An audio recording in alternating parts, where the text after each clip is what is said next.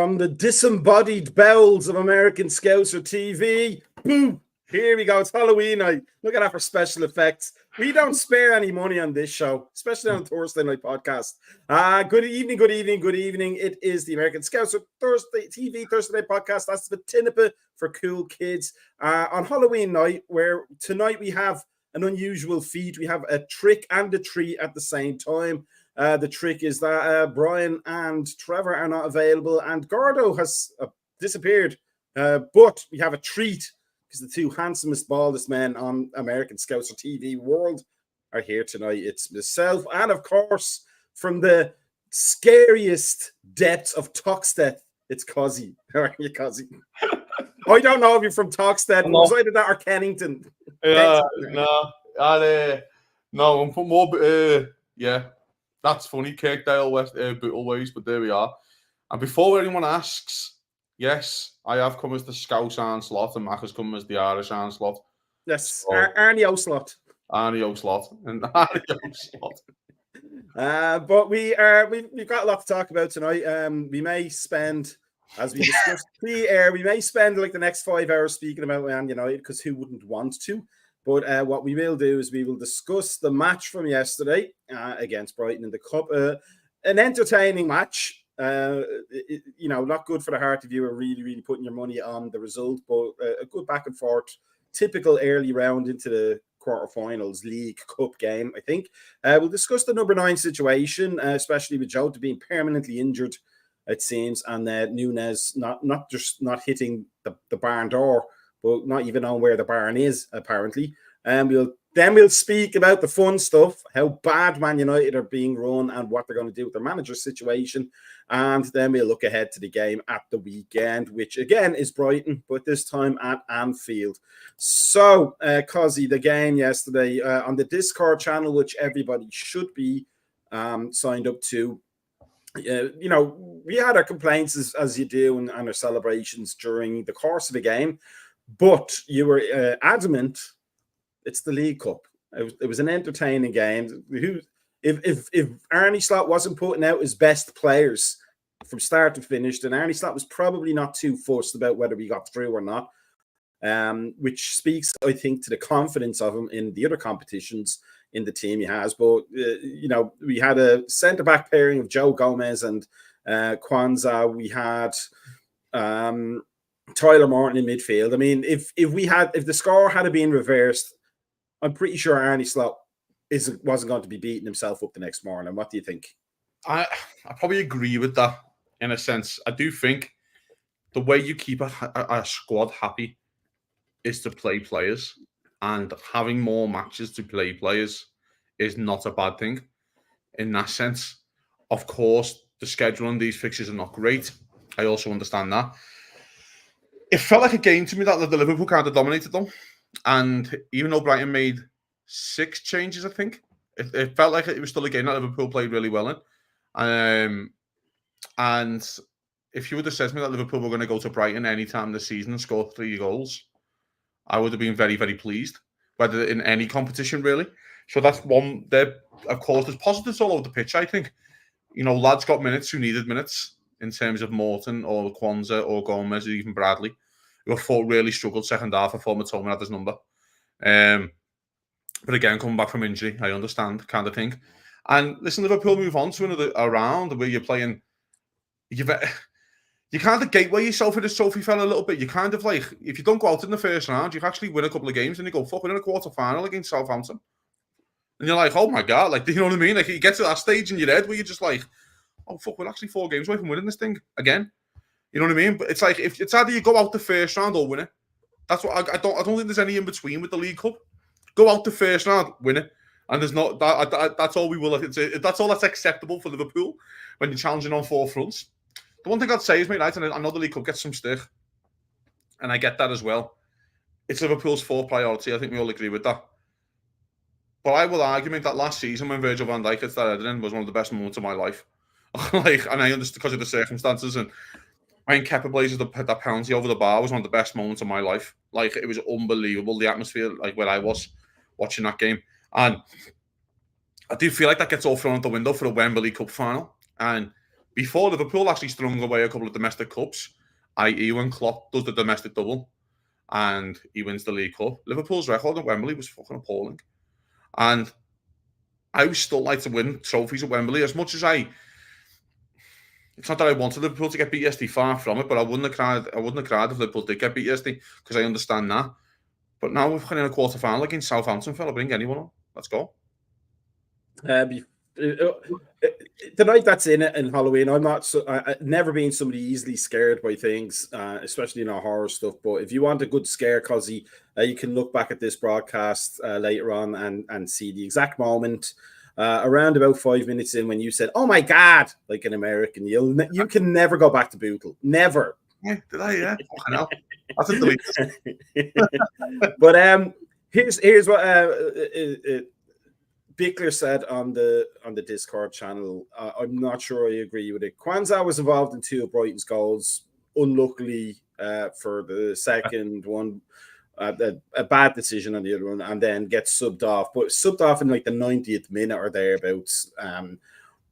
The position was that is going to play with his mentality. My position is that if he cannot handle being taken off in the 90th minute of a cup game where we just need to solidify the defence to get through to the next round, he's probably at the wrong level of football. And there's a pub league team from somewhere where probably the same thing will be said to him as well. I don't think Kwanzaa is going to have any issues whatsoever. I think he's going to understand exactly why he was taken off and go, okay, nothing I can do about that, but he got 90 minutes. I wasn't hauled off in 45. I thought he played a good game otherwise. He's a young player. They're going to have mistakes in them. Joe Gomez, I thought, did a decent enough job in the position. He doesn't get to play, and Jarosz was fantastic. we're back to the old 70s and 80s days of pissing out great goalkeepers and not having enough space for them. But a fantastic performance. But in terms of, if you're going to make, I think the first goal was maybe a mistake. The deflection is just unlucky. Probably shouldn't have got that far in the first place. Yeah. But the League Cup is probably the competition you want to do it in, isn't it? Because you got through, and if he has a great game against Southampton and takes us through to the semi-finals, nobody's going to remember Brighton, are they? And he'll probably start both legs in the semi. He might not start the final, but he might start both legs of a semi, and that semi could be against Arsenal. Do you know what I mean? Like, that's, a definite distinct possibility, or it could be against United, home and away. That's also a distinct possibility. So I thought Kwanzaa played really well, and I thought he played, I didn't think, oh my God, he was a whale beater, but I thought he had a really good performance, like a solid, 7 out of 10, until his mistakes. And this thing, over these mistakes, mate, I thought, you've ruined the kid. Listen, he's a kid. That's one thing. Number 2, he's playing in a very, very difficult position on the pitch where, if you make a mistake, it usually ends up in a goal. For example, I've seen Tyler Morton give the ball away loads in midfield. Kwanzaa does it once, sends it off, gets punished. That's football, right? And unfortunately, it's a bit like when you're a keeper in it. You can make 10 saves, but if you let one in, you shit. And it's that kind of attitude as well. And we can't think like that as Liverpool fans and football fans. So I just think for Kwanzaa, mate, there's 2 ways of looking at this. I think I would have let him see the game out. But I also think, if he does another mistake and it goes to 3-3, you might fucking lose him. You might lose him. It can happen. And just taking him off the spotlight a bit. I'd love him, if Liverpool are 3-0 on the weekend, I'd love him to get 10. Do you know what I mean? I'd love him to get 10 in front of the Kop kind of thing, and when it's all safe and everything's tied up. If Liverpool are comfortable in the game, I'd love that to happen for him. Not bearing the fact that Virgil or Konate might get a bit of a rest before Bayer Leverkusen. But so I don't see the big hoo-ha and the big reaction, to be honest, mate. Not for me. I think we're still 9 games into a season. I think Kwanzaa will probably play in 30 games this season. I think he's already played in 3 or 4, and I think he'll play in probably 30 all comps if Liverpool are going to go deep in competitions. You actually look at it and actually go, well, actually, lads, you could be playing like PSV away in January because Liverpool are the secure top spot, and and you're starting for Liverpool in Champions League games, centre half. Whether you think it's a dead rubber or not, fella, you're starting for Liverpool in Champions League games. Do you know what I mean? I still think that's a pretty fucking good thing to happen. And so will he. He's a kid, and he's going to make mistakes. And I just feel like we all need to realise the position the lad plays. That's why when these players like Saliba or, let's say Lenny Yoro, who's 18, he looks like a big, massive talent, come along with the rarities to play centre-half and be that composed and that good already. And by the way, Kwanzaa never let us down at all last season. Not one game. And the kids, made a couple. And by the way, I don't think he made a mistake against Ipswich. And I do, and I will hang my hat on. I think he hung him out to dry a little bit. And I think the manager tried to put a line in the sand and it worked. And he's hooked the kid. Because I tell you right now, mate, there's been a few performances this season where Liverpool haven't been great going into half time, and he could have hooked fucking 12 of them off if he wanted to. Literally hooked every single person off, and he hasn't made those subs at half time. I thought he could have done Jones against Arsenal, and I'm the biggest Jones fan in the world, but it clearly wasn't working, and done Szoboszlai. But you hooked the kid, and I always feel like that about managers. Sometimes you go, you know what I mean? It's a sticking point, but listen, we're going to get used to his ways of doing things, aren't we? But yeah, I think Kwanzaa's got plenty of time. I think we're fine. In terms of the attack, Gakpo gets 2 goals. I love it when Gakpo scores, and I love the defiance that Gakpo shows. Like, it's almost like he doesn't think Liverpool supporters support him, which we all do. But I don't think it's in he's treating the Liverpool fans as the enemy. I think that's just his way. It's the kind of in the sense of Oasis doing the whole reunion, it's that whole that whole thing that was happening in the 90s with Britpop, like just getting the arms out. You weren't trying to fight anybody. You were just saying, here I am, come on. And then write a song about it and then get famous for 5 minutes, Shed 7. But it was good to see him get those goals and then look really upset for about 5 seconds when he got hooked before he got his hat-trick, possibly. But you could see that there's definitely a bond between Slot and Gakpo when he came off, because Slot said something to him, then he was all smiles. We talked before on this podcast and in some pre-matches and post-matches about Slot being the striker whisperer, and we said it in terms of Darwin Núñez, but we haven't played a traditional striker in donkey's years. Firmino wasn't a striker. He was a false 9, if you want to be fancy about the terms, and our goal scorer was the right winger, who was a left-footed player. Like, yeah, so 10 years. Been 10 years at least.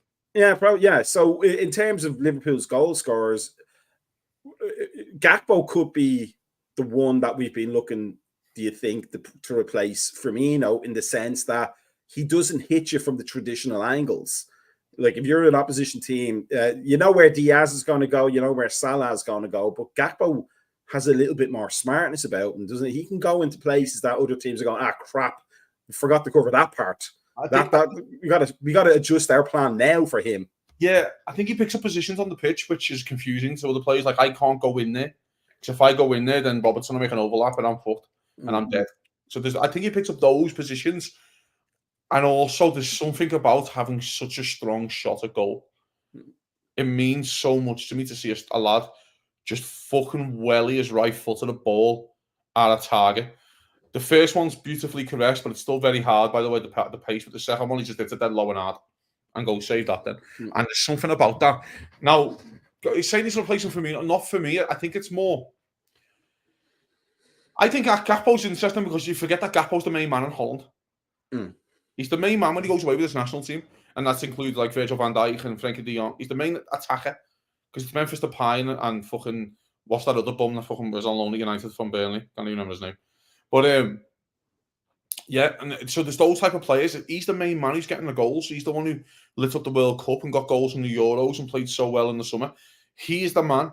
And then he comes to Liverpool, he's in and out. It must be frustrating. It must kettle your head a little bit. It must be like, fuck me, what? Like, do you know what I mean? Have you seen what's happened this summer?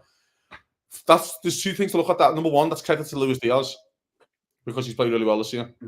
But also, number 2, the thing of what you just said there, like, he was happy when he got took off after Slot of the word, because he's probably said you'll start on the weekend. He keeps Diaz on. I think about that. He keeps Diaz on. He's kind of showed his hand a bit and went, you just scored 2 against these. Go and do it again on the weekend. It could be a little bit of that, you know what I mean? Like, there you go. You just did it. Just do that. And you'll be sound, kind of thing. And I do think that's where confidence comes from. I think Liverpool right now, mate, are pairing in that position. It really is. It's like, you know, you're going to do 70 at Diaz, then go and do fucking 20 at Gakpo or vice versa. And it can really confuse you. Because let's get it right. What Gakpo's signature move is, he's going to cut in on his right foot and try and hit it dead hard. Right? I have no problem with that. But Diaz does cut in, but Diaz will also show you down the line and try and whip across it and use a lot more pace. Where Gakpo's using his brain a bit more. And I think there's a nice balance there. I think we're pairing. I found it interesting. I said this in the pre-match. that I think he'll do Szoboszlai down the middle. I thought he would, and I thought he'd keep Gakpo on the left to go, this is a lad who needs confidence right now. We're going to keep him in the position he prefers to play, and it's worked out for him. So, but let's get it right, mate. Liverpool, I keep saying this, the fixtures are coming thick and fast. Diaz can't play every game. Like, only Mo Salah can play every game because he's never injured and he's unbelievable. So, other than that, fella, you kind of look and go, you're going to get minutes, aren't you, in this team? So, I'm super happy for him, fella. I really am. And I think he's so talented. The one thing I'd say about him is, mate, I want him to act his size. I think about this one with Nunes, and we can get to him in a second. I want him, he's 6'4". I want him to be a monster sometimes. It's like Szoboszlai. I said this on, again, I think I said this in one of the pre-matches or post-matches. He's 6'2". And he's built like a monster. Because Szoboszlai is like a unit. He's like a really fit, athletic human. And he plays like sometimes like he's 5'4". I want you to go in and just fucking body someone. I want Gakpo to go in and just fucking elbow their right back and just knock him off the ball and go, it's not your day, like my day. Do you know what I mean? And let him know. And I just think sometimes that's what we need, that aggression. I want to see the aggression out of him, I think, a little bit more. But maybe because we've been spoiled with Mane, who's the most aggressive fucking winger in the world. Do you know what I mean? And Diaz is very aggressive as well. He wants to win the ball back out the pitch and really get at you. I just want to see Gakpo to really give me that, I don't know, that bit of needle about him, you know what I mean? But I just think he's just the Dutch, baby. They're just too cool, aren't they? Nah, that's what I was going to say. It seems like more about like there was a book called Brilliant Orange about the history of Dutch football and coaching and tactics and stuff. And one of the things was like that whole idea of bodying up on players or even clearing the ball was seen as too uncultural, too agricultural almost. Like, yeah, that's like farmers football. But he's playing in the English leagues. You need to have that. Like, you're playing against Stoke and Ryan Shawcross. He's not going to care how artful you are.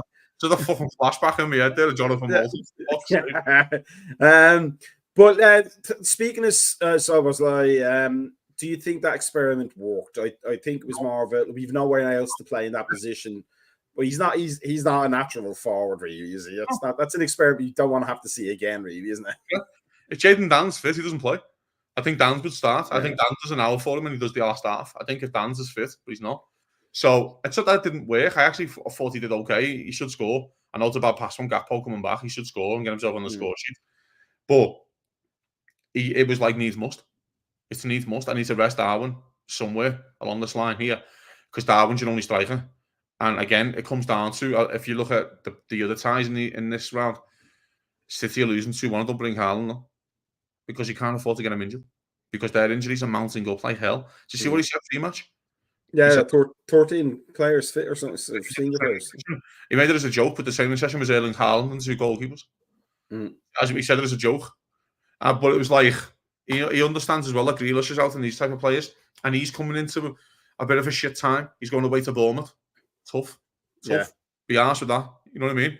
So I just think that Liverpool, it was a needs must case. Do I see it happening again? No. Because I expect Jota hopefully to be back by the return legs and stuff like that, and he'll get minutes. And no, but I also think that for Szoboszlai at least, I don't think the manager would arrest him for Arsenal. I just think he's got tactically wrong against Arsenal in that game. But he did okay. He did okay. And the one thing Szoboszlai does mean, and I can't stand a lot on the ball. I think he's awful on the ball. But I can never, ever question his running. I can never, his energy, his work rate. And the one thing you get when he's playing 9, he'll press the keeper, which he did, by the way, nearly scored. When he still hits the ball. Yeah. He was very close to getting a goal there as well. So he probably walks off the pitch there thinking, I should have scored the other day. And I could, you know what I mean? And when your manager a few weeks ago says, yeah, Dominic Szoboszlai needs to get more goals and assists, he's probably frustrated with himself. You know what I mean? Talking about that number 9, because the position, because it takes us nicely on to the next part. Here's my thing. I think certain positions have to have certain requirements. For example, if you're a goalkeeper who doesn't save anything, you shouldn't be in goal. Fair. And your name is probably David James. But if you're a striker, you don't expect strikers to score every single time. No. That's a bit of an ask. Even for Ian Rush, that would be a bit of an ask. Although, to be fair, if Ian Rush...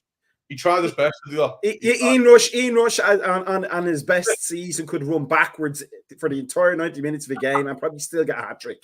He was that good. I loved Ian Rush. I wished he was my dad. Mostly because he had a very long neck and he could look up around like a giraffe. He has more hair than us as well, doesn't he? So he has more hair than us. Yeah, that is true. And he also, just to make us jealous, had some on his lip as well. Although he looks really weird without the moustache. You should grow it back. He just looks odd. Yeah, that's what we should do. I want to see a Movember Ian Rush starting from tomorrow. Yeah, Ian Rush Movember. That'd be the perfect thing. But here's what I want to show. I know what you're going to This is Darwin Núñez. Okay, right now our only fit technical number 9. And what I want you to look at is the shots column. Yeah. Now he's had various amount of minutes, but he's gone 90 minutes against Arsenal as our spearhead striker in the 4-2-3-1 that Slot prefers, and not had a shot. Not a shot on target. He hasn't had a shot. Not one that was blocked, not one that was over the bar, not one that was wide. Not a single shot. If we compare that to the League Cup in the 2 games, no shots. And he's played 90 minutes of the West Ham game. Not shots on target, no shots. Except when we play in the Champions League, he's all over it. Here's my question. We get the reputation on the Thursday night pod for being anti-Darwin Núñez. We're not. But he has some very good qualities, and he can play a very good, important part in a lot of the flow of our attacks.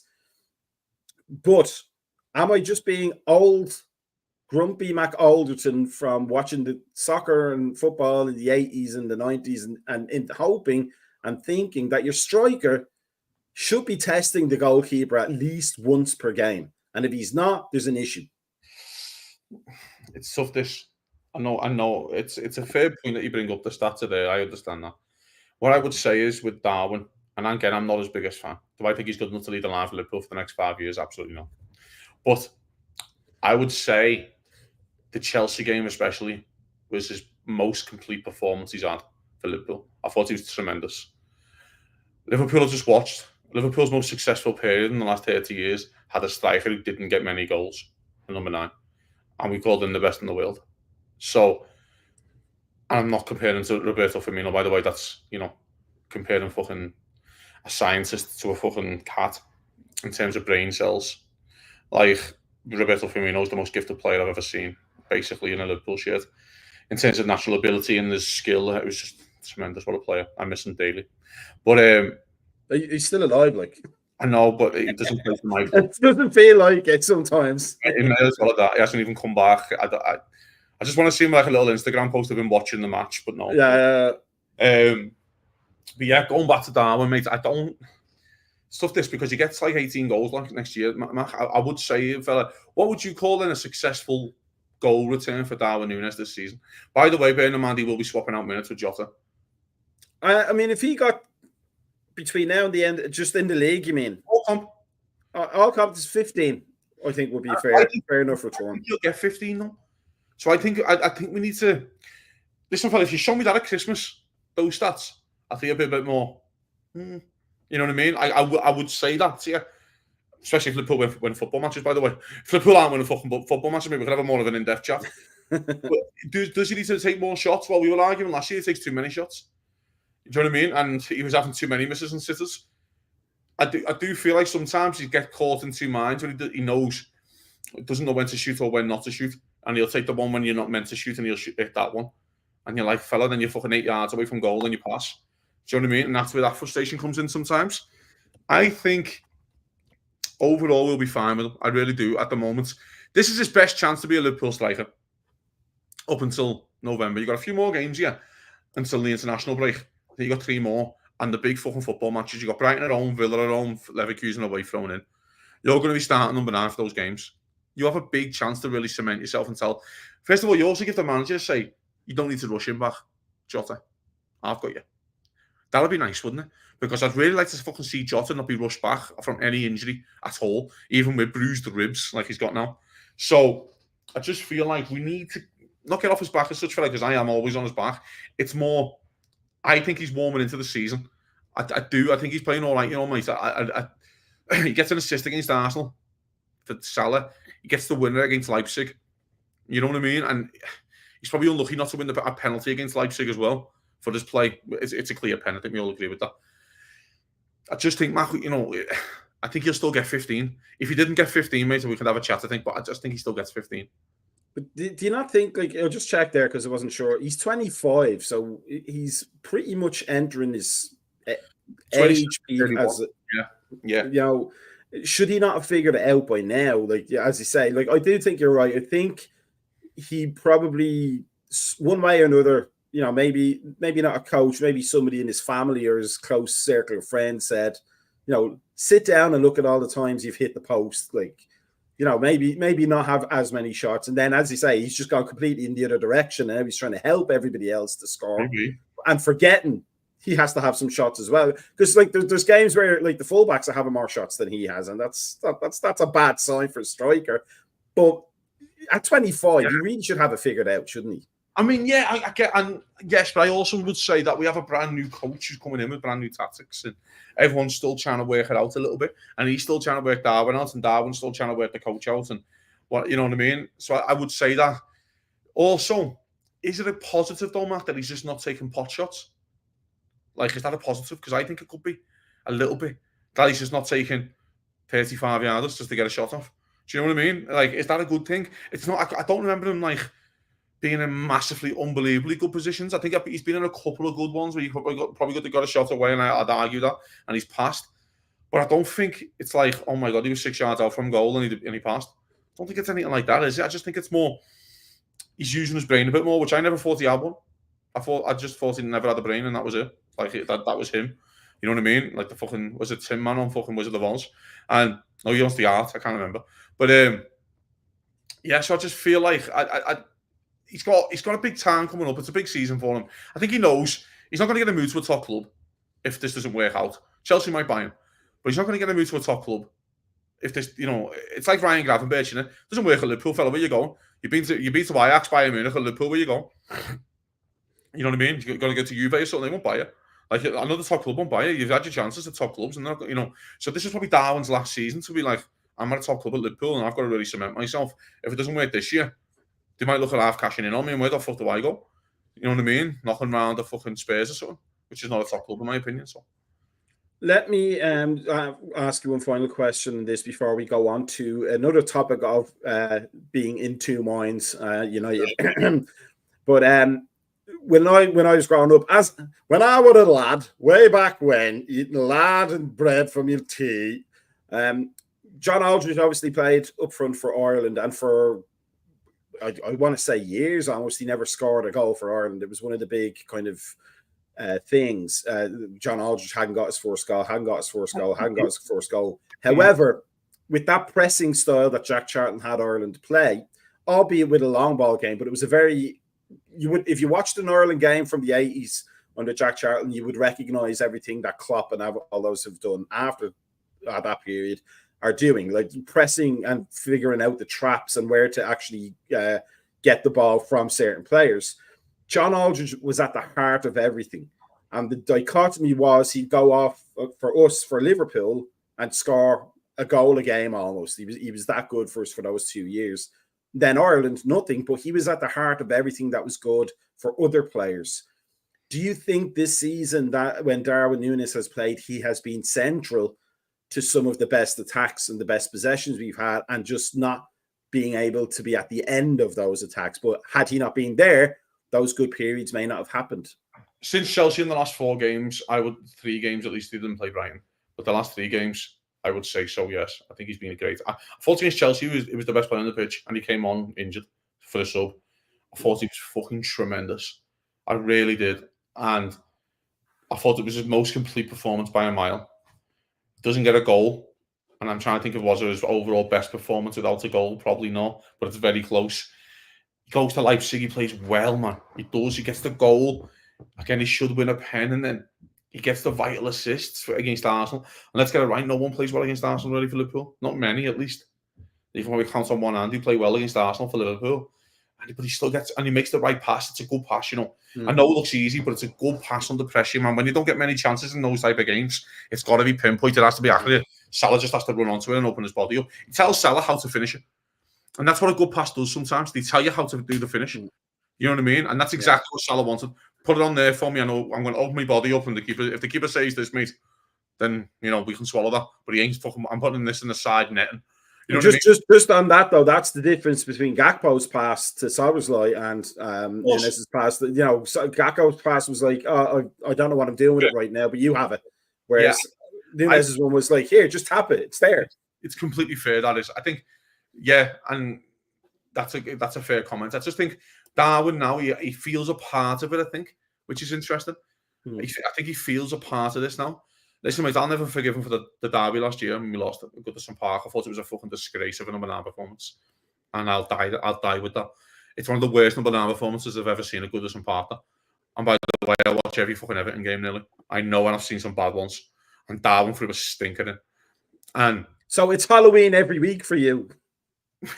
It's fucking April Fools every week when you watch that. But yeah, again, he has 3 big games here, fella, before the international break when Jota starts coming back.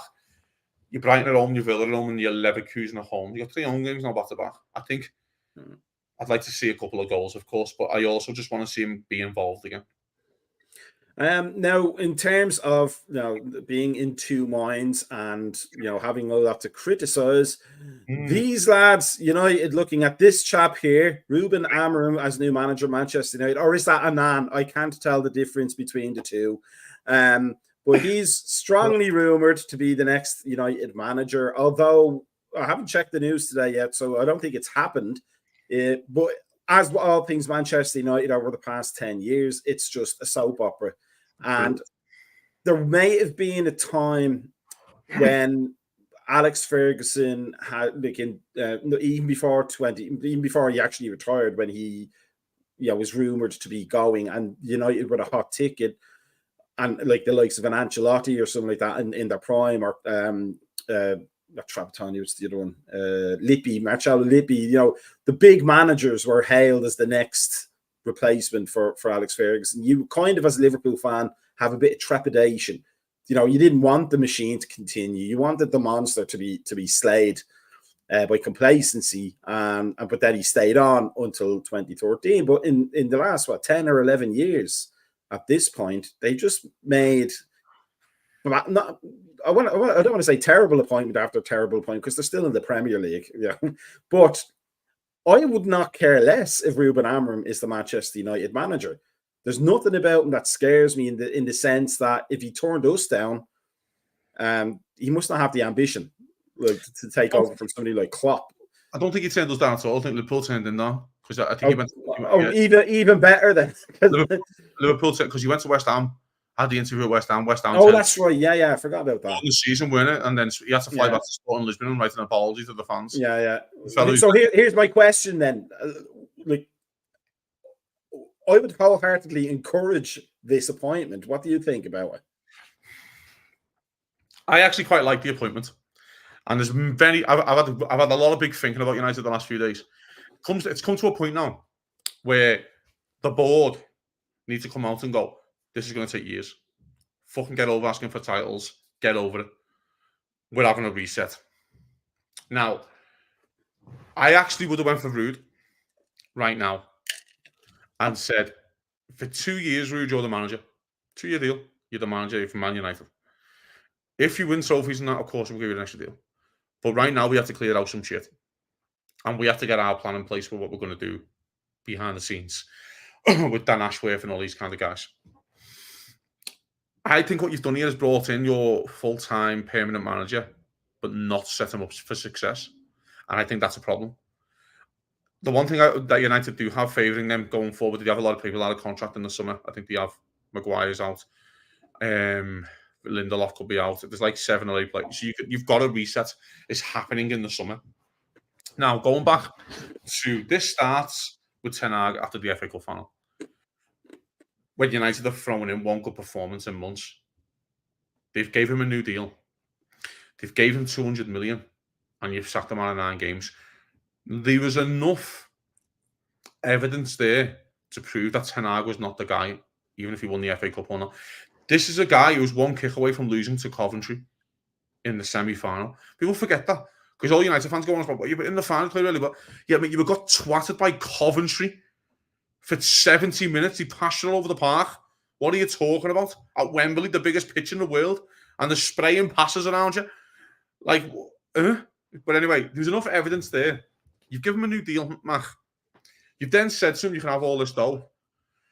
You can't tell me, because you see United fans, and this is not me digging them out, but they go, we got this new backroom staff, we got this Ineos, and we got these new sporting directors. You can't tell me the sporting directors with the best they could come up with was De Ligt and Mazraoui in a double deal from Bayern. It's the best that they had in their big fucking black books of all these contacts and all these players and these fucking under 14s from Gambia. And that's the fucking best they've got. Is De Ligt and Mazraoui. Oh, by the way, conveniently played under that manager at Ajax when he's been trying to get the band back together. A band that was not successful. Okay, they won the league in the Dutch league, no problem. But they weren't successful in the Champions League. Even Spurs came back to beat us.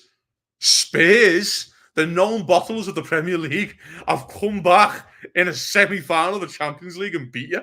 Like, so that's by the by. So you've sacked them after 9 games. Amaron comes in. The reasons why I think United fans could have small positivity here, as much as I don't agree with the appointment right now, I would have done Rude. He plays 3-4-3. He's dead set on it. The one thing you do when you play 3 at the back is that means you're not very good at defending. Their 3 centre-halves are not very good at defending. They're also not quick. De Ligt isn't quick. Maguire isn't quick. Martinez has a bit of pace, but he's going to be like that left-handed side centre-half anyway. So the first thing you do if you're playing against them, you just put a nice winger on the other side and go run at them too. Early booking them away.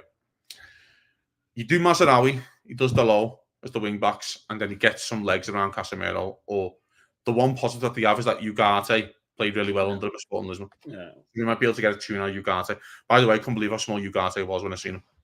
Couldn't believe it. So that is a positivity. I think he will get results for Man United, Matt. The problem that we have is here, though, fella, right? He might walk in and go, bearing in mind this manager now, Amaron, has got all the power. He's got it made at Sporting Lisbon. They've won 9 out of 9. I think they're undefeated in the Champions League, or 7 out of 9, I think, in the Champions League. He's got it made. He's fine. So he's going to walk in there with his demands. Like you would do. You want me? Okay, cool. Here's my demands. Do you think his demand says, oh, yeah, I'll get a tune out of Anthony for you? Oh, I'll get a tune out of Xerxes? No. He probably wants his own men. The problem is what you've done now, though, fella. You've set yourself back 3 years when you could have just pulled the plug on Ten Hag in the summer and went, pull the plug. Thanks, but no thanks. Here's our man. By the way, Amaron was available in the summer. He was available, Mac. This wasn't like, oh my God, he just come out the blue. We have to sack Ten Hag to get this lad in. He was there available. What you've done is now is set yourself back with all that money you've just spent on all these players. So far, you're going to find no buyers. I've been thinking about this again, and I'm being genuine, Mac. How many staff for Newcastle? I'm genuine there. Pope or Onana, I think, is a coin flip. I'd have Sven Botman. You can put the lit in if you want. I'd have the low right back. Left back, Luke Shaw if he's ever fit. I don't think I can get a United midfielder in the midfield over Bruno Guimaraes, Joe Linton, and players like that. And then if you go front, Isaac and Gordon. Yeah. And then Harvey Barnes. It's like none of those names. And Newcastle are run-of-the-mill top 16. Run-of-the-mill, 7th if you're lucky. Do you know what I mean? And I can't make a case for United to have more players than Newcastle in a combined 11. I find that absolutely fucking mind-boggling. So that says it all about where the quality of these players are. Do you know what I mean? And that's why I think that Rude was there. If you would have said to Rude, there's 2 years, and just said to Amaron, just sit where you are. I promise you we're coming for you. Fuck that City job off in the summer. I promise you we'll come for you. Give you all the power that you want. But we've got to get rid of this shite for you. We've got to set you up for success. You know what I mean? It's a bit like when Klopp first came into Liverpool, right? Klopp comes in the October, Mac. Clearly knew it wasn't going to work with Brendan Rodgers. By the way, Liverpool did exactly the same thing what just happened with United, where they sacked all the backroom staff, blamed all them, but kept Brendan in charge. It didn't work. He got fucking sacked off. The one thing that Klopp did, Liverpool knew they needed a reset. Liverpool knew. But what he did do, mate, was show little bright sparks in the first season. He gets to 2 cup finals and loses. But he goes to City and wins 4-1 in his first 8 games. He goes to Chelsea and wins 3-1. So there's a part of this here, right? If you're Amaron coming in, I think the fixtures now, I think he does play in the start of December, City and Arsenal back to back. If he goes and gets a couple of results there, that's the spark that you want. But you need to see that. But the first thing he's going to do, mate, if you play 3-4-3, Macka, you need 5 or 6 defenders. I think only one of them's half decent, which is Martinez. I think he's only half decent. I don't think he's a world beater by any stretch. You might look and go, I need 4 defenders to play my system. And they're going to go, hang on a second, we just spent 80 million on Maguire, he's left on a free. Lindelof's leaving on a free. Hey, we spent 50 million on Delete. Oh, yeah, maybe he's slower than Fluch. Don't want him. Do you know what I mean, Mac? I don't know where you're at with this fella. I just think, as much as he could be the right man, I just don't think he's set up for success right now to be the right man. Listen, mate, Lenny Yoro might come in and rejuvenate the whole side, 18 years of age, looks really good, ability, blah, blah, blah. It might rejuvenate him as a 3-4-3. But I just think that the balance isn't there right now for him to succeed in that formation, you know what I mean? Well, here's the thing I think about it, because I love the Dutch 3-4-3 formation, like that classic 95 Dutch side. I don't think he plays it like that, but I know what you mean. No, but that was just like the almost the ultimate high impact, high level formation. Like you have to have fantastic players to play 3-4-3 properly. Yeah, and they don't have it. I wouldn't want us to play a 3-4-3 with our squad because we don't have the players for it. You really need 11 players to be 11 great 1v1 players almost. Which is why Guardiola is probably the only manager with the squad that can play when they're all fully fit a proper 3-4-3. So I think you're right. I think he's been set up for failure. What I would be thinking is, if I was a United fan, is that if he comes in, I would imagine at some point sooner rather than later, Van Nistelrooy is out the door because he's going to want to bring his own people in with him, which means you've probably lost the reset manager you want because Ruud Van Nistelrooy would probably be happy to go, yeah, okay, I'll do the 2 years. I'll help you rebuild from the start, from the scratch, and we'll see where I am then. But I expect a good talk about a longer contract if I've done something for you. So if Ruben Amorim doesn't work out, they're gone back to, okay, who's the next David Moyes? Let's get that guy. Because they're going to be hopping from one foot to the other. Should we get the young, exciting coach, or should we get the old hand who can steady the ship because the ship is very unsteadied? So I think Amorim with a better squad could have been a good, like Amorim after Ferguson, he might have had a chance. He still could be though, Mac. That's what I'm saying. He could be. But United fans have to just swallow some shit for 2 years. That's what I'm thinking. By the way, I think Amaron's a really talented manager. I really do. I think he's got a high level. I think his formation is unique in this day and age to see, and it might get him out of jail. But you need to swallow shit for 2 years. Like Liverpool have to swallow shit. And you're watching Joe Allen trying to play a Jurgen Klopp style football. Do you know what I mean? And like we had to suffer through that.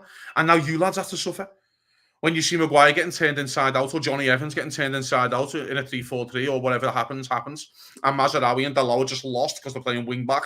And then you just fucking leave Mo Salah up there and go, so that Martinez that you've roasted for the last 5 times you played against him, go and stand that next to him because there's no fucking fullback. And that's going to happen. But I don't know if United fans or United are ready to swallow shit. Do you get what I mean? I don't know if they're ready for that. Because it could work, but you need patience for it to work, for the lad to get his ideas across, but also to get his players in. Are they ready? A bit like when Richard Hughes came out with Arne Slot on the first day. I would like to see on the first day that Dan Ashworth come out and go, we're going to swallow shit here, lads. It's a rebuild. You clearly know that. It hasn't worked the last previous managers. This is our first appointment as Ineos as manager, blah, blah, blah. And you can swing it like that, but it's going to be really hard, boys. We're going to try and win everything. Of course we are. We're going to try and win every single game. But I understand that this is going to take time, but we believe that's the guy. If they do that in a press conference, I'll go, I don't like the sound of that. But you've got to be patient. That's the difference. They tried to be patient with Ten Hag, but Ten Hag never had a style of play to be patient over. That's the other part. They tried the patience. They'll go, we will try patience for 3 years, but Ten Hag doesn't work. Yeah, but if this lad comes in and has a style of play from day one and has a way of doing things that he wants to do, and then Maguire's losing the ball in the end of his fucking area, and then someone scores, yeah, but that's what he's meant to do because he's told to do that. Do you know what I mean? Like then Dejan Lovren was told to do it, and we made mistakes, and Alberto Moreno was told to do it, and he made loads of mistakes, but then we found one and he was boss. You have to swallow it. Are they ready to swallow it, Mac? I'm not sure they are, and that's the problem. Let me put this to you before we move on to the game for the weekend. I do actually have a friend, shockingly, who supports Sporting Lisbon. I mean, it shouldn't be shocking because I live in a town that is a Portuguese enclave almost, but they all support Porto and Benfica. But I do have one friend who's a Sporting Lisbon fan, and the thing about Sporting Lisbon is they're a lot like Ajax in the sense that there's like a club system almost, and if you go in there as a manager, you have to follow their system because their youth system is where they make their money, and not the other way around. Yeah. Ten Hag came from the same situation with Ajax. If you're playing for the under-8s at Ajax as the left full, you're being the left full for the rest of your career as an Ajax player. And that you just get moved up through the ages. So if you're a smart manager and you go into Ajax and just use what's there, you'll have success. Is there a worry if you're a Man United fan that Ruben Amorim will try and impose his system on a Man United first team that the under-23s and all the academy teams below that won't understand? So he doesn't even have a ready-made conveyor belt of players that he can move up. And I think that's a fair comment. And what I would say is, Dominic, what have they got to lose? The 14th in the fucking Premier League after 9 games. What have they got to lose? Let's just... But United play with these flying wingers. Hey, lads, it's not the 90s anymore, you know. You aren't flying wingers anymore, fella. And that's the problem. I just don't think people are ready to swallow shit. And that is the problem. I think, and that's a fair comment as well here from Steve, but he needs that time. It's Steve Claridge, no less. Burnley fame, I think. Is that Burnley? Portsmouth. Steve Claridge from Portsmouth. I think he played. I might have the stints at Burnley. I can't remember. But I just feel like that. You need to be ready to swallow the shit. You need to be ready and trust this man. If that's the man that you think is the guy, you have to trust him. It's like when Jurgen Klopp first came in and he went, "Hey, where's all these kids?" I'm like, "Oh no, they play down the road in Kirby." And he was like, "So I can't go and watch them and see if anyone's half decent?" And he was like, "No." You're like, "Well, that can't happen." You know what I mean? And he did this thing, and he's came in and he's kind of done his stuff. I just feel like with United, they have to be ready to swallow the shit. You need to get this shit out your football club. The biggest decision he has made is not over who he sat. His 2 biggest problems are Bruno Fernandes and Marcus Rashford. You need to find out if Rashford's good enough for you. I don't know if he is, but you need to find out. The one thing I would say here between your Rashford, he has been at the centre of the crime for all the other managers. He's through the towel in the last few months. I think he's through the towel in. Don't know why, but he's through the towel in. And then you got Bruno Fernandes, who has not played well in months. And another one who's meant to be your captain. And he's through the towel in on Ten Hag there a bit. And I always feel like that with players. And by the way, they're all fucking brilliant against Leicester, aren't they, when the pressure's off and it's all amazing again. Because not you fucking animals. You should fucking still have pride in your own performance still. You pack of wild hyenas, mate. Whether you like them or not, you still got pride in your own performance. And we've seen Rashford and Bruno in the last 12 months throw in some absolute disgusting performances.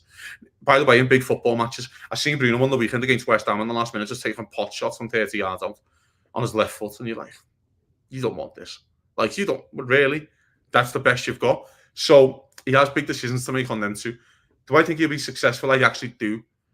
But I still think it might be 3 years. And I don't know what success is for United now. We've got to that point, Mac. What's success? Would you say for United this season is 5th successful?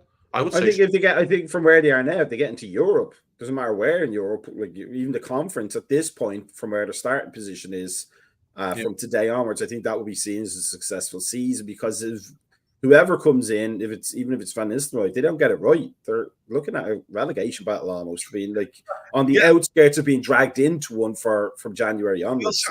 Like they'll sign a few fucking mad players in January. He'll keep them up, like fucking when he did like Zlatan and Igalo and these type of lads. He'll just like do things for them and keep them up. He might just do something wild like that. Do you know what I mean? And go, this Højlund isn't right, or Xerxes isn't right, and these lads aren't good enough. Blah blah blah. So I don't think they're going to get relegated, but I also get to the stage where United have won 3 games on 9. You know, I think they've scored 8 goals in 9 games. Do you know what I mean? I just feel like that it's a lot to come back from. The first thing he's got to do, I say this with any manager, and you'll probably agree with me, is get the smile back on the fans' faces. Whatever you do, just make it fun to go to get match again. I say it all the time, right? In 13-14, when Liverpool only win the league, by the way, we only come to a title challenge April, because Chelsea fucked up the title in March, but everyone forgets it, no problem. It was the most fun I've had in a season. Like, it was just amazing. I love 18-19 with Klopp. When we finished 4th, went to the Champions League final. Mo Salah scores 44 goals, and it was like, this is like the greatest. And you've got to get that fun back. It's meant to be fun. It's not meant to be a fucking chore to go and watch a football team. It's meant to be a laugh. You go to work all week to come onto the weekend to them to provide an outlet for you for 90 minutes, and you take your life away and your stress away, because that's what they're meant to do. The first thing he has to do, fella, is get those fucking fans back on side. Get them. That's what Ruud would have done, and that's what Ollie done. By the way, Ollie did that. He goes to PSG and wins 3-2. Do you know what I mean? And he gets the fun back. And they had that big song about Ollie's at the wheel, and he had the fun for a while. It went tits up in the end, no problem, because he's tactically inept. But Ruud would have provided that fun. Do you know what I mean? And because they just love Ruud. Like when Kenny came back, and he just had that fun with Kenny. We were like, fucking hell, Kenny's back, it's great. We lost 1-0 to United in his first game. We didn't stop singing all game. We were fucking dog shit. He just didn't stop singing. So I just feel like if it is Amaron, it looks like it is Amaron. Get the fun back into United. And if they finish 8th this year and Højlund gets 25, they're like that. Let's go next year. Steve Clarridge reminded me that the Steve Clarridge played for Millwall. I knew it was a team in blue. I just couldn't remember which one. But speaking of teams in blue, to kind of go full circle from this evening, we have Brighton again this weekend, but this time at Anfield. I think we're gonna start obviously with the strongest team we can start with. No experiments in midfield or at the back or anything. There were periods of the game in the League Cup where we just looked in complete control, and then there were periods of the game when Brighton aren't a bad team. Let's not be churlish about it. They've been a well-run unit for a long time, no matter who the manager was. But Cosy, without being overly arrogant in any way, shape, or form, should we be looking at this being a good Arnie slot, no stress, functional, probably 2-0, Liverpool win, 3 points on the board, and let's see what City can come up with with their injury crisis? I probably agree with that. The thing is with Brighton here as well, I found it mad that he makes 6 changes last night. I found that fucking crazy. You're not in Europe. You're not getting relegated. You may as well try and win a fucking trophy. It's your first major trophy in the club's history, and you make 6 changes at all. Stinks a bit. Stinks. But anyway, they're a good side. Got good players. Welbeck's in a bit of a twilight here, and he's found a little goal now towards the end of his career. And Mitoma's playing, Mitoma's always a danger. And then that Believer looks really good. He looks like he could go for some dough as well. So there's players all over the pitch that can hit you. The one thing I'd say is that they conceded 12 goals this year in 9. Nah. I know they're an attacking team. I get it. 12 in 9 games is a lot. It's a lot of goals. And I always think about stuff like that. It's a lot of goals, gents. Like, I don't know where you're going here, but it's a lot of goals. And I do feel, after checking here, actually, they got the second most in the top 10 behind Brentford. They've conceded 18. Fucking hell. So they conceded a lot of goals, and I do feel like Liverpool need to have a professional performance here and just get it over the line. I don't care how they win. Liverpool at that stage, you've been in title race before with City, Mac. But I don't think the league's going to be 1 in 90 points this year. I don't think it will. I don't think you need to break 90 this year. I think it's in the 80s, I do. I think it's old school. Do you know when you used to be able to get like late 70s, early 80s and win the league? Liverpool last year finished on like 86 points or like 82 points. And everyone was like, oh, they fucking finished third and fell 82 points, gents. With an injury crisis, it's not bad. No. You know what I mean? Like, so that's a start off for you, mate. I just feel like with Arsenal going to Newcastle early kickoff, don't fancy that. And then City going to Bournemouth, which feels a bit sticky, doesn't it? I don't know about you, fella. I just feel like City are one of those teams who throw one in against a mad one. Brentford did the double over them last year. I remember when Wolves did the double over them in 18-19. I think Wolves did the double over them. Wolves beat them in the All-New 1920 at 3-2, I think. They always had this weird one against someone who's a bit mad, like a bit shit. And you go, oh, they threw that weird one in. But then when they play Chelsea or they play Arsenal or Villa, just beat them. But they always throw the mad one in against the teams that are kind of weird. This could be the weird team. Because I really like their manager. I really like Raiola. I think he's half decent. I really think he could, he's tactically really set up well. And I like Justin Kluivert. I think he's a player. I think there's players all over the pitch there. Do you know what I mean? Semenya's a really good player as well. And I wouldn't be surprised if both City and Arsenal drop points this weekend. it wouldn't surprise me. I wouldn't be like, oh my God, like that's such a shocker.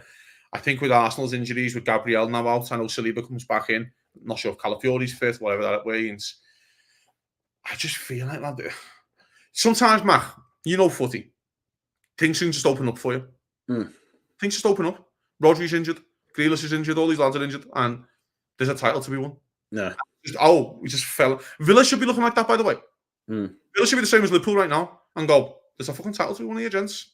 Yeah. We've only lost 1 in 9. You know what I mean? Without the League Cup, they've lost the Palace. You know what I mean? Like, I'd be looking like that. I'd be going, oh, they're Arsenal dropping like flies. City have got about four or five players.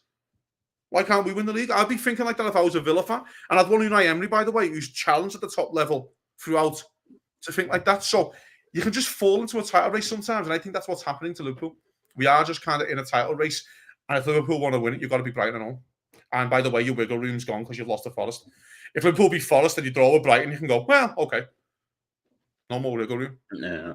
But the thing about it is, for me, though, is if Klopp was in charge, you would almost think this game would be played entirely emotionally against Brighton. With it being literally the next game after just playing Brighton.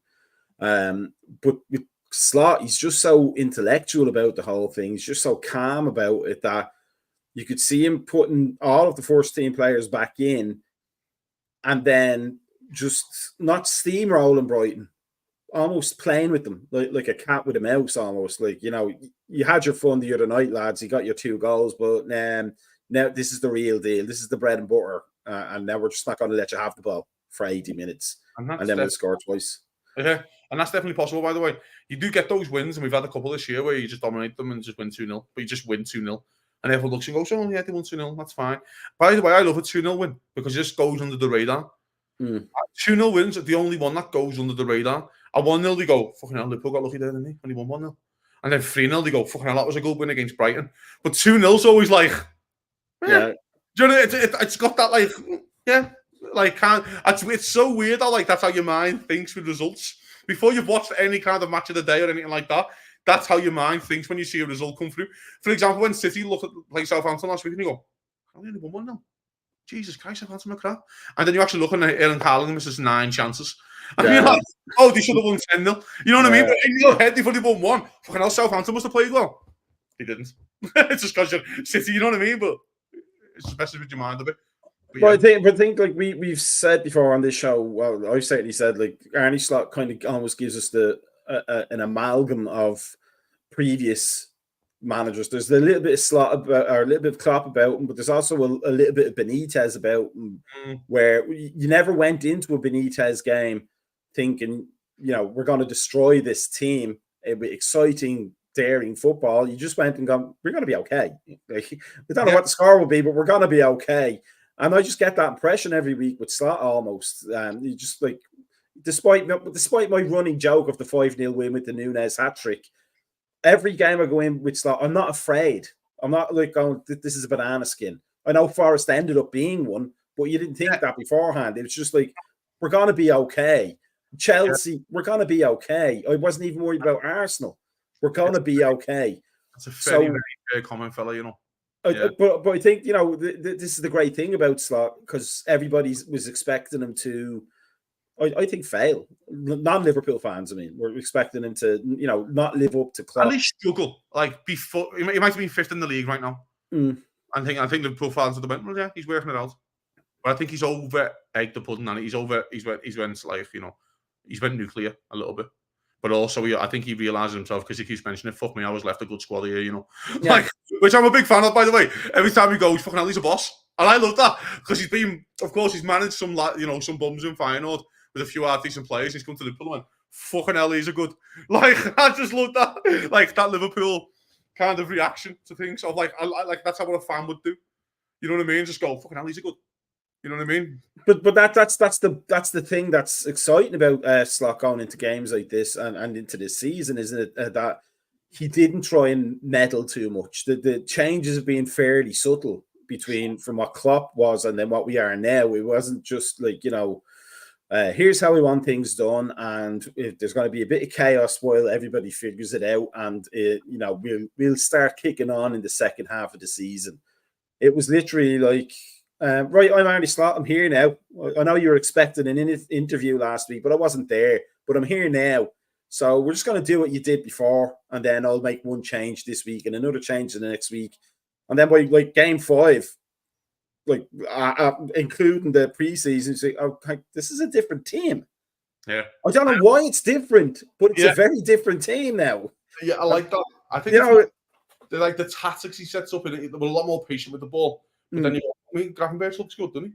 And you're like, oh, fucking hell, Luis Diaz is playing the best football since he arrived. And, I know what you mean. There's that, like, and again, it's full credit to the manager, by the way. It's full credit to the manager, and I think we all agree with that. Because, he had every right to come in and go, I want my own men, I want my own style, I want my own players. And managers can think like that. Yeah. And by the way, they have the right to think like that. Because if you want to come into a job, you want to do it your own way. And that's, but he's come in, he's realised the situation he's in. He's also realised, again, fuck me, these lads are good. I think if I just stop these lads from conceding goals in the first 10 minutes, they might be all right.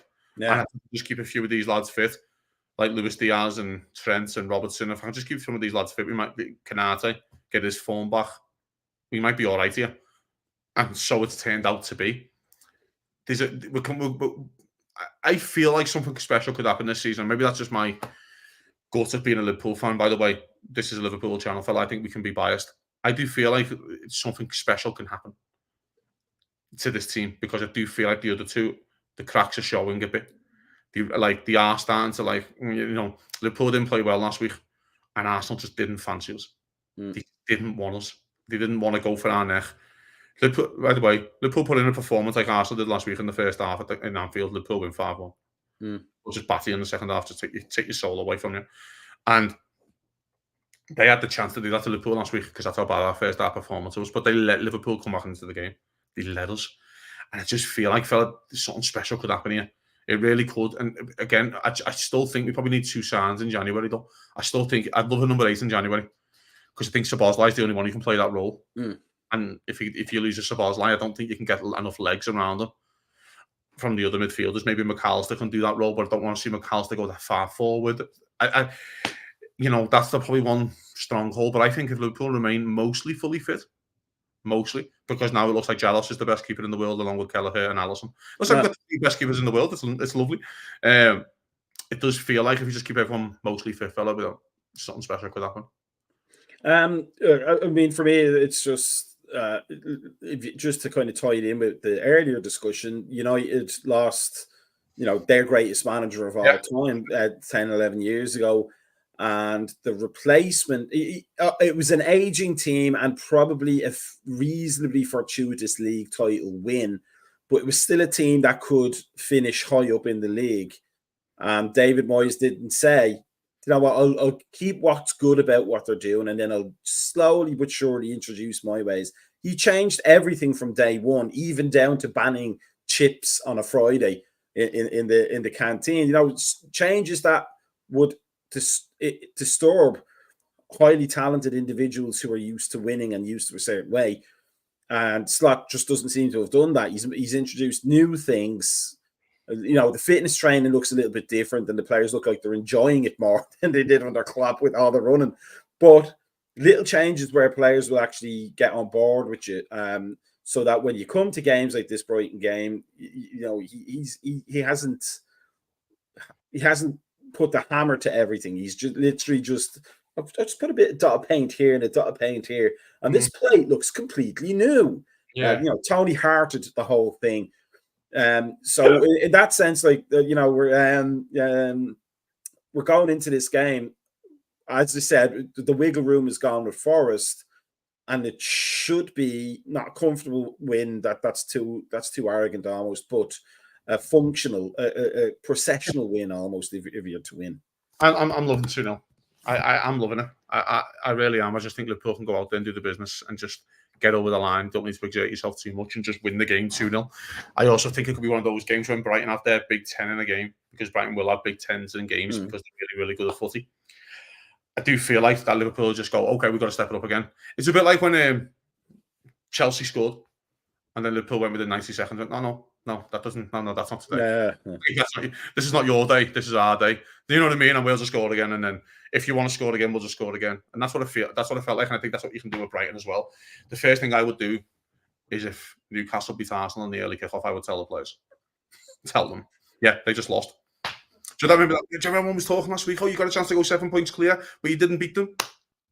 Go and beat them. Yeah. You know what I mean? Go and beat them and go 6 points. Go back to 7 points clear. So that would be nice, wouldn't it? So would it be fair to say your prediction is a nice, comfortable, functional 2-0? 2-0, mate. Yeah, I think we'll play well, but maybe even Darwin gets a goal just for you, or a shot at goal at least. Yeah, a shot. I'd be happy with the shot. Like, I can't even care if it goes out of the stadium. Just a shot.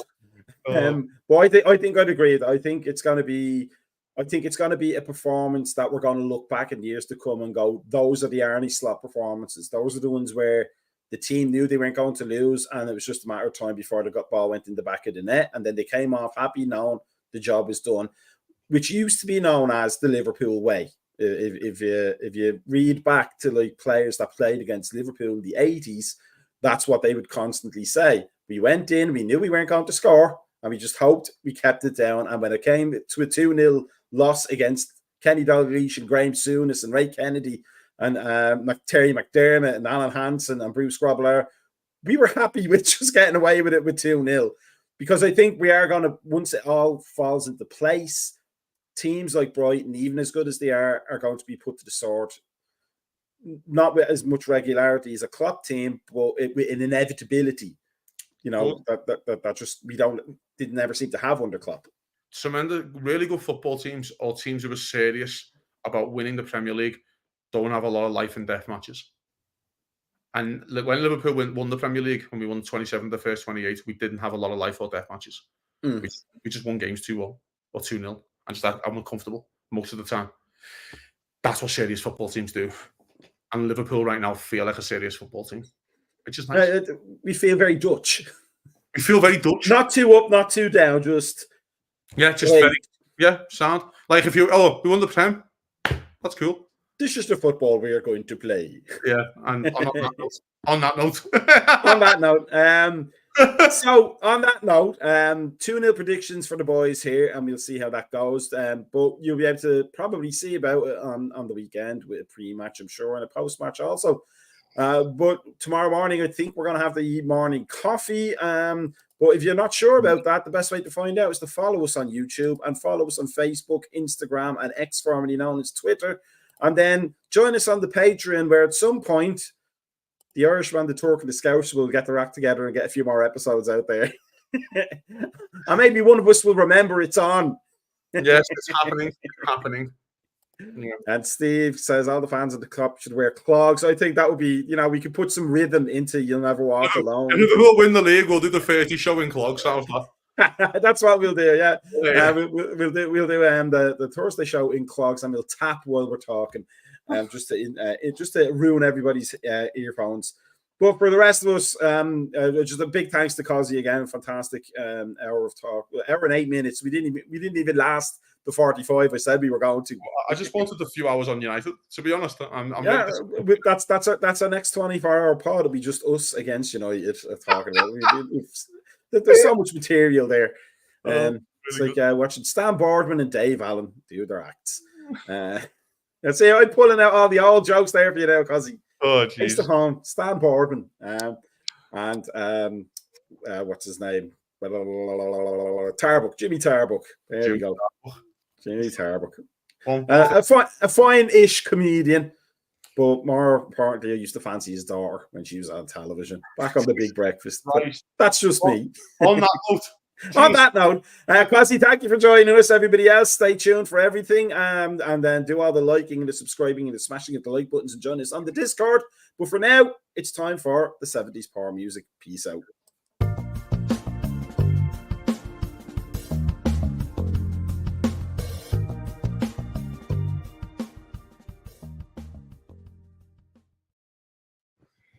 Mark.